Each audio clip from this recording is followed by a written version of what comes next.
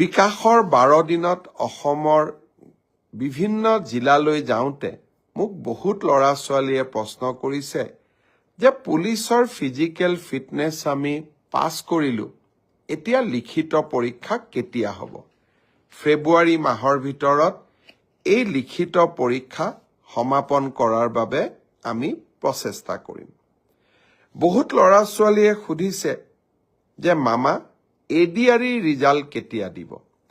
ADRE ৰিজাল্টটো আমি তৃতীয় আৰু চতুৰ্থ বৰ্গৰ আটাইকেইটা পৰীক্ষাৰ ৰিজাল্ট আমি ফেব্ৰুৱাৰী মাহৰ শেষৰ ফালে বা মাৰ্চ মাহৰ প্ৰথম সপ্তাহতে দিবৰ বাবে আমি চেষ্টা কৰিম।